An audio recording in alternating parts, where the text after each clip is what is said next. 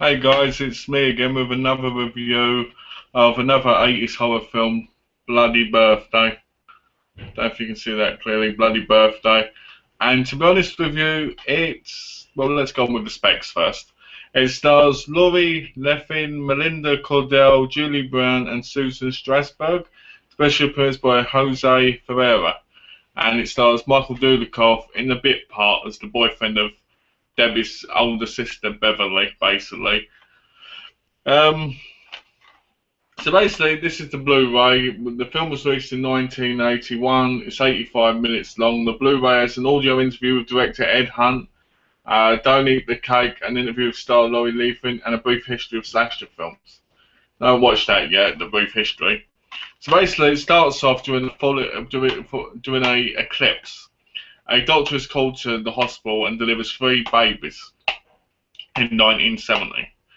10 years later, not in 1980, you see basically a boyfriend and a girl, a couple, a boy and a girl, kissing and making out basically, and the boy says, "Do you want to play ambulance?" Where you put your hand up the woman's skirt, and you know.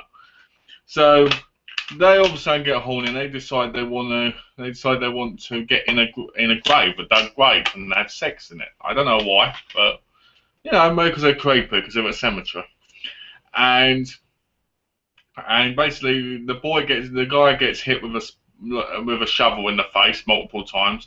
The girl gets up and gets strangled, and then he gets finished, and they start getting buried basically.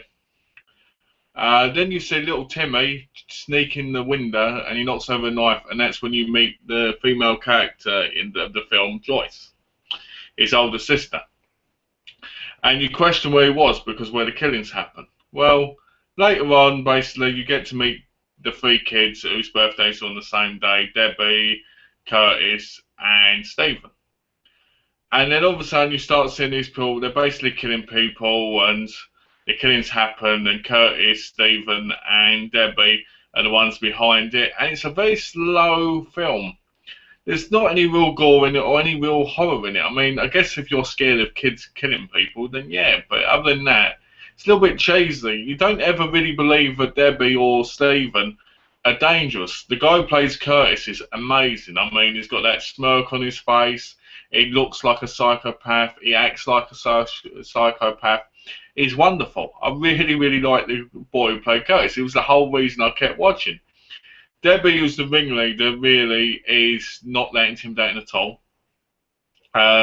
Stephen doesn't really do much other than follow him around.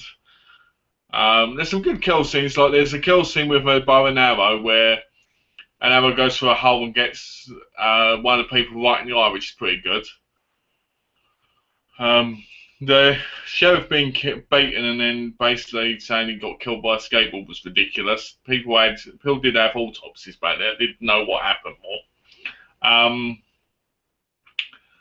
But the film itself, it wasn't that exciting.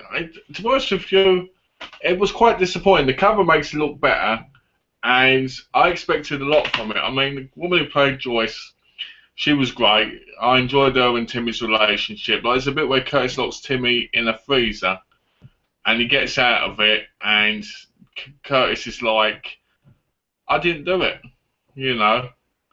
And then there's another part where he's got like a bit of where he's got ant killer. I think it's ant killer, and he tricks Joyce into thinking that he put ant killer on the cake, and they're trying to make her look crazy. And basically, the character is looking more and more crazy, and more off the wall, basically. And it kind of, it drives you a bit crazy. Um, Watching it, but you can't because you kind of see how obvious it is. But the other people don't, and the fact that he baited them, made them believe he put it on the cake when he didn't. They try and kill Timmy multiple times. Then at the end, they try and kill Timmy and Joyce, and the film just it kind of goes downhill. I won't even give it 3 stars. I'll give it a 2 probably out of 5 because it's worth watching once, but it's a dated film, and the Blu-ray quality isn't that great either. I mean, it's decent, but it's not what you expect from a Blu-ray, especially after watching how Bloody Moon looks yesterday. Um, but yeah, it's disappointing. It was nice seeing Michael Dudikoff in it in a bit part, and I don't know, if I'm honest with you, I just didn't really like it that much. I didn't find it interesting. I didn't find it gripping. There was no real blood in it, and when there was, it was tiny bits. Nobody needs blood in a horror film, but you kind of want something horrific. And the kids were unconvincing. The ending was a bit pathetic, like the very ending bit, like before the scenes. That was a bit pathetic. I never really believed these kids could kill people. The only one I could believe was Curtis because he was psychotic in the way he was. But the other two, I didn't really believe it. I thought they were just kids with guns or knives and that. They weren't intimidating. They weren't scary at all.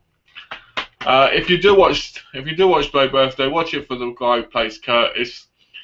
Excellent character. He was excellent in this, and that was the only reason it was worth watching. So yeah, basically, I haven't really got much to say about it because it just disappointed me, basically, and I expected a lot more.